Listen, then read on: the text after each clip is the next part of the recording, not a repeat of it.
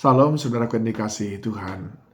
Saya bersuka cita boleh berjumpa dengan saudara pada hari Minggu ini. Dan lewat berkat doa saudara, saya bersama dengan Ibu Gembala sudah tiba di Los Angeles, Amerika Serikat. Pada hari Minggu kemarin, saudara sudah belajar tuntunan kita yang baru, yaitu menjadi gereja kantong anggur yang baru. Anggur itu adalah Tuhan sendiri, firman-Nya, roh-Nya, yang merupakan ajaran-ajarannya kepada kita. Oleh sebab itu, dia harus disimpan di tempat yang tepat.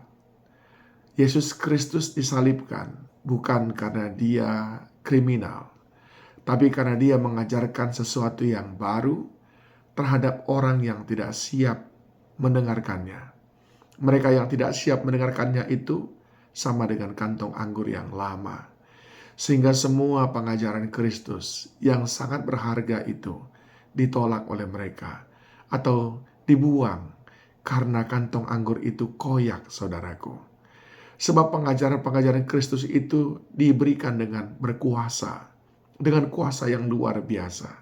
Sementara pola pikir yang lama, hati yang lama tidak sanggup menerimanya, bahkan tidak memahaminya. Sebut saja bagaimana orang banyak itu marah kepada Yesus ketika Yesus menyembuhkan orang sakit pada hari Sabat. Begitu juga bagaimana mereka mengajarkan ritual-ritual agama, tapi mereka tidak berbelas kasihan. Sementara Yesus lebih memilih bertindak daripada sekedar melakukan ritual agama. Inilah yang disebut dengan anggur baru di kantong anggur yang lama. Dan pada kehidupan saat ini pun ternyata banyak sekali kita orang percaya yang masih saja seperti kantong anggur yang lama, di mana kita itu mutung, kita terbakar, kita tidak kuat ketika diajarkan prinsip-prinsip yang baru. Betapa susahnya kita mempraktekkan pengajaran tentang jangan membalas kejahatan dengan kejahatan. Betapa susahnya kita mempraktekkan tentang jangan menghakimi, penghakiman milik Tuhan. Betapa susahnya kita mempraktekkan tentang mengucap syukur dalam segala hal. Itu semuanya adalah anggur baru. Anggur lama berkata, mata ganti mata, kaki ganti kaki, dan seterusnya. Tetapi anggur yang baru tidak berkata demikian. Saudaraku yang dikasihi Tuhan, pada waktu kita masih menggunakan prinsip kantong anggur yang lama, maka kita akan tertatih-tatih mengikuti apa yang Yesus ajarkan kepada kita. Kita akan melihatnya sebagai sebuah beban. Dan gaya hidup kita akan menjadi gaya hidup orang Kristen yang seadanya saja. Sebab kantong anggur kita sendiri, pikiran kita, hati kita belum siap menerimanya. Itu sebabnya beberapa bulan yang lalu saya mengajarkan kepada saudara tentang pembaharuan pola pikir. Supaya pola pikir kita diarahkan kepada pola pikir Kristus. Dan di sanalah nanti kita boleh mengalami kantong anggur yang baru. Paulus, pola pikir yang lama, sangat jahat, sangat egois, sangat ambisius, sangat gila hormat. Tetapi ketika dia menjadi kantong anggur yang baru, lifestyle-nya, gaya hidupnya menjadi sangat berbeda.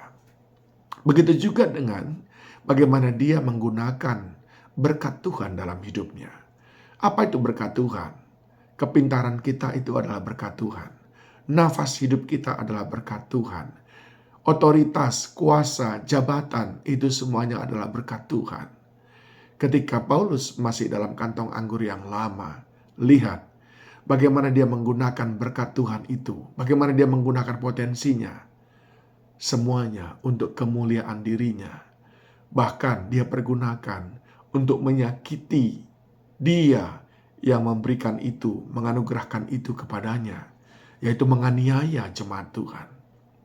Tapi lihat, ketika Paulus sudah menjadi kantong anggur yang baru, sungguh-sungguh ikut Tuhan. Apa yang dia lakukan, saudaraku? Paulus berikan semua yang ada padanya.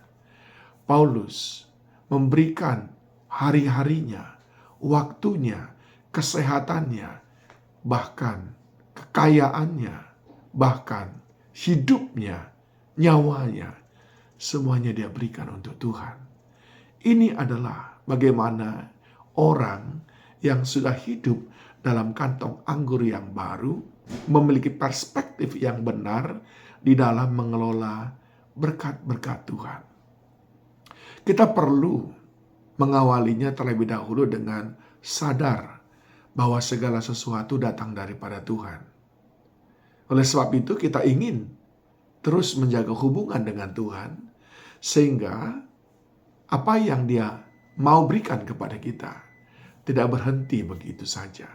Saudara ingat ketika Adam dan Hawa sedang di Taman Eden, manusia yang luar biasa menggunakan kantong anggur yang baru. Semuanya Tuhan berikan. Tapi ketika dia jatuh dalam dosa, kantong anggur yang lama, maka mereka tidak lagi mengalami aliran berkat Tuhan itu.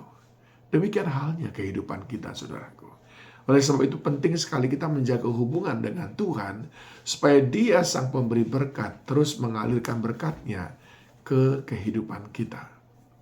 Saya juga ingin mengajak kepada saudara semuanya, tahu bagaimana cara menggunakan berkat Tuhan itu, yaitu untuk memuliakan Dia. Tuhan tidak pernah memberkati kita supaya kita termulia. Tidak. Dia mau kita diberkatinya untuk memuliakan Dia. Sesudah itu, izinkan Dia yang memuliakan kita. Jangan memuliakan diri sendiri, tapi biarkan tangan Tuhan yang memuliakan kita. Itu sebabnya penting saudara memahami prinsip-prinsip berkat Tuhan. Dan yang keempat, jangan menyia-nyiakan berkat itu. Artinya jangan memboroskannya, jangan membuatnya menjadi tidak berguna. Tapi harus kita bagikan kepada yang lain. Dan waktu membagikannya, kita harus menjaga integritas. Jangan merasa kita yang berjasa kepada orang lain. Ingat, yang kita bagikan kepada orang itu adalah milik Tuhan, titipan Tuhan. Seberapa banyak pun saudara bagikan kepada orang lain, saudara tidak punya jasa sama sekali. Semuanya itu milik Tuhan, bukan? Di sini pun kita sering gagal, saudaraku. Dan supaya kita tidak pelit, tidak menahan-nahan berkat Tuhan, maka kita selalu percaya kepada Tuhan bahwa Dia sanggup memberi lebih daripada apa yang kita perlukan. Mengapa ada orang pelit? Karena dia tidak mengenal Tuhan dengan baik.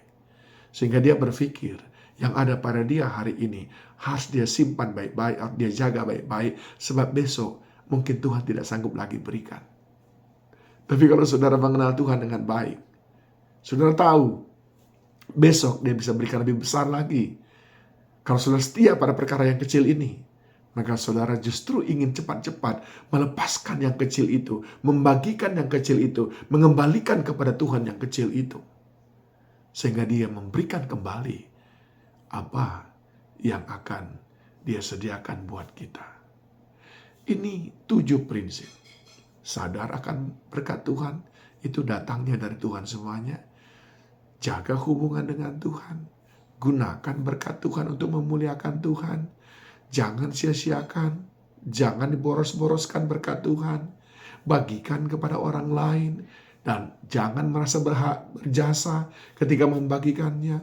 Jaga integritas supaya kita tidak merasa berjasa dan tetap percaya kepada Tuhan. Nah, hamba Tuhan berikut ini akan menjelaskan kepada saudara lebih detail lagi bagaimana kita kantong anggur yang baru mengelola berkat Tuhan dengan sebaik-baiknya. Doa saya hari ini, saudara akan diubahkan menjadi pengelola-pengelola berkat Tuhan yang berkenan di hadapan Tuhan. Sebab ketika engkau dapat dipercaya, maka Tuhan menambahkan lagi berkat-Nya. Tuhan memberkati saudara semuanya. Selamat hari Minggu. Shalom.